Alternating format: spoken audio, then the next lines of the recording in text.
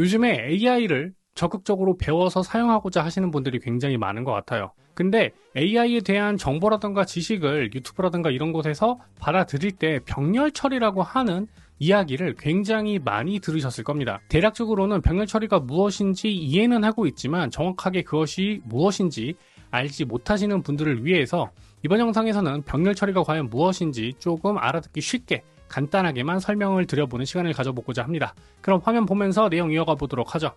자, 그럼 지금부터 AI 병렬 처리가 무엇인지 간단하게만 설명드리겠습니다. 결론부터 말씀을 드리면 이겁니다. 기다리지 않고 동시에 맡기는 방식입니다. 다시 말하면 우리가 하나의 작업이 끝나기를 기다렸다가 혹은 하나의 작업에 여러 가지 명령들을 끼워 넣어서 진행을 하기보다는 여러 가지 쪼개놓은 명령들을 다 따로 분류를 해서 AI에게 이런 식으로 맡기는 거죠. 즉, 한 명의 직원에게 일을 시키는 게 아니라 여러 명의 직원, 즉 에이전트들에게 동시에 일을 맡기는 것이다 라고 생각을 하시면 됩니다. 자, 먼저 병렬 처리라는 용어부터 좀 생각을 해볼 필요가 있을 것 같아요. 원래 병렬 처리라고 하는 것은 여러 가지 작업을 동시에 처리해서 속도를 끌어올리는 기술입니다. 이는 컴퓨터 분야에서 주로 사용이 되었죠. 우리가 익숙한 GPU가 빠른 이유도 결국은 많은 연산을 동시에 처리를 하는 병렬식 구조를 가지고 있기 때문입니다. 그리고 AI 학습 자체도 이러한 병렬 처리 위에서 돌아가고 있고요. 그런데 제가 지금 말씀드리고자 하는 AI 병렬 처리는 뭐 어렵거나 복잡한 하드웨어적인 CPU 이야기가 아니고요. 그냥 간단하게 사용자가 AI를 쓸 때 하나의 작업이 끝났다가 기다리는, 그래서 그 이후에 다음 작업을 진행하는 이러한 직렬 방식이 아니라 여러 AI 또는 여러 가지 작업을 동시에 한꺼번에 진행시키는 것을 병렬 처리라고 부릅니다. 자, 그러면 직렬 처리와 병렬 처리 차이를 블로그 포스팅 예시로 한번 들어보도록 할게요. 자, 일반적으로 우리가 직렬 처리 방식으로 AI를 사용하게 되면 AI에게 자, 이런 식으로 주제를 정해 달라고 요청을 합니다. 자, 그리고 결과가 나오면 그 다음 목차를 짜달라고 요청을 하고 그 다음에 본문을 작성해 달라고 하고 그 다음에 썸네일을 제작을 해달라고 이야기를 하게 되겠죠. 혹은 이것을 순차적으로 진행하는 게 아니라 뭉뚱그려서 하나로 프롬프트 입력을 해서 AI에게 요청을 하기도 합니다. 자, 문제는 자, 이렇게 한 단계씩 끝난 다음에 다음 단계로 넘어가기 때문에 자연스럽게 시간이 더 많이 걸리는 문제가 발생합니다. 자, 그런데 병렬 처리 방식으로 바꾸면 흐름이 완전히 달라집니다.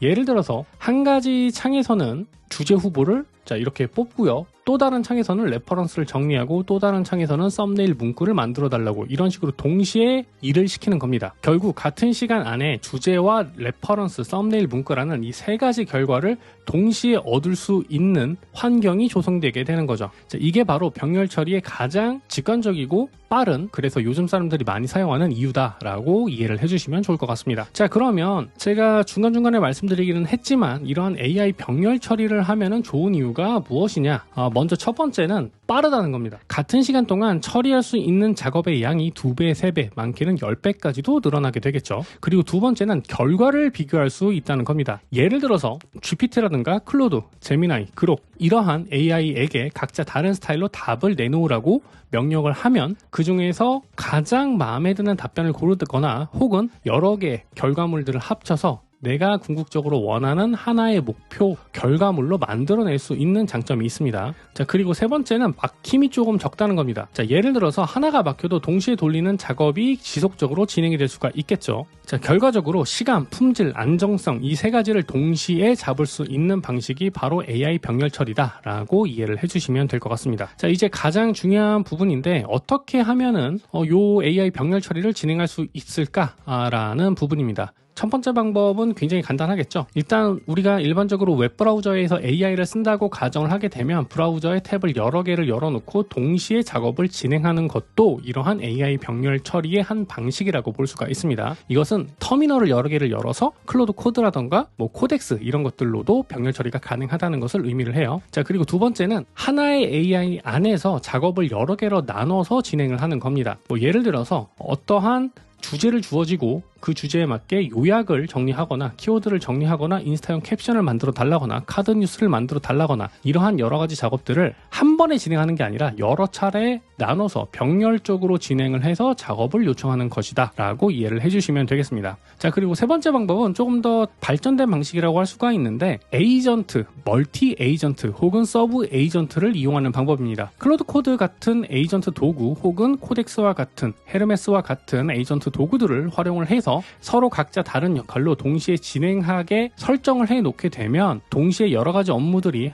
다다닥 하고 진행이 되기 때문에 훨씬 좀 볼륨이 큰 작업들도 빠르게 끝낼 수가 있습니다. 자, 다만 병렬 처리를 진행하기 전에 꼭 한 가지 생각하고 고려해야 되는 부분이 있습니다. 그건 바로 작업 전에 빅피처, 즉 기획을 먼저 진행을 해야 된다는 겁니다. 이 부분은 제가 이전 영상을 통해서도 말씀을 드린 적이 있죠.